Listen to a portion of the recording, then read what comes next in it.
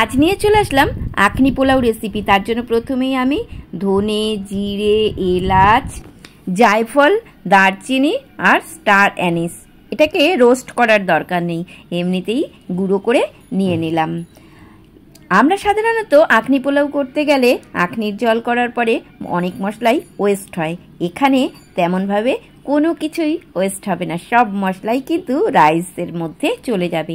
এবার আমি নিয়ে নিলাম আদা আর রসুন, এবার এটাকেও পেস্ট করে নিলাম। আর এদিকে আমি কুচিয়ে নিয়েছি পেঁয়াজ, আর তার সঙ্গে নিয়ে নিয়েছি দুটো টমেটো।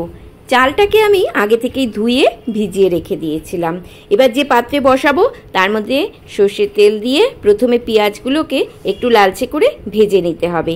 আর মাঝখানে আমি ফোড়ন দেব দারচিনি, এলাচ, জিরে, তেজপাতা।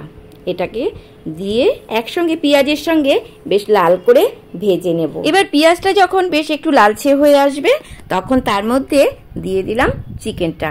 আমি এখানে চিকেনগুলো একটু ছোট ছোট নিয়েছি যাতে তাড়াতাড়ি রান্নাটা হয়ে যায়। বড় চিকেনের টুকরো নিলে একটু সময় লাগে সেগুলো সিদ্ধ হতে। তার মধ্যে দিয়ে দিলাম আমি নুন আর সামান্য হলুদ। তারপরে এখানে এটা দিলাম আদা আর রসুন বাটা দিয়ে ভালো করে একটু নেড়ে চেড়ে নিলাম, মানে ওই কষার মতো করে। তারপরে দিয়ে দিলাম সামান্য শুকনো লঙ্কার গুঁড়ো, এখানে আপনারা কাঁচা লঙ্কাও দিতে পারেন চাইলে। এবার সেটাকে কিছু সময় কষিয়ে তার মধ্যে দিয়ে দিলাম আমি 3 চামচের মতো দই, তবে মাংসের পরিমাণ বুঝে দইটা দেবেন। আর দিয়ে দিলাম সেই গোটা দুটো টমেটো, কারণ মাংসটা কষতে কষতে টমেটোটা মশলার সঙ্গে মিশে যাবে। এইবার আমি দিয়ে দেব চালের পরিমাণ অনুযায়ী জল। চালের 1.5 গুণ পরিমাণ জলটা লাগে। জলটা ঠিকঠাক না হলে পোলাওয়ের চালগুলো গলে যাওয়ার ভয় থাকে। এবার দিয়ে দিলাম আমি এখানে চালটা ঢেলে। চালটা দিয়ে খুব ভালো করে মশলাটার সঙ্গে মাখিয়ে একেবারে জলের সঙ্গে যেন চালটা মাখো মাখো হয়ে যায়। যখন চালটা পুরো জলের সঙ্গে মিশে যাবে তখন সিমে ঢাকা দিয়ে এইভাবে রেখে দিতে হবে। চালটা সেদ্ধ হওয়ার সময় অবশ্যই মাথায় রাখবেন গ্যাস কিন্তু লো টু মিডিয়ামে থাকবে।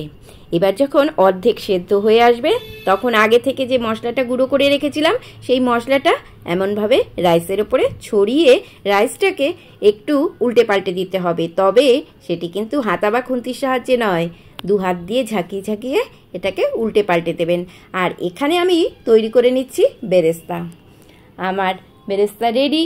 এবার আমি দিয়ে দিলাম পোলাওয়ের ওপরে এই বেরেস্তাগুলো, আর বেরেস্তা দিয়ে বেশ চাপা ঢাকা দিয়ে কিছু সময় দমের জন্য রেখে দিন। এই তো রেডি হয়ে গেল চিকেন আখনি পোলাও, কিন্তু আখনির জল ছাড়াই। রেসিপিটি যদি ভালো লেগে থাকে তবে আপনিও কিন্তু একবার বাড়িতে ট্রাই করে দেখতে পারেন।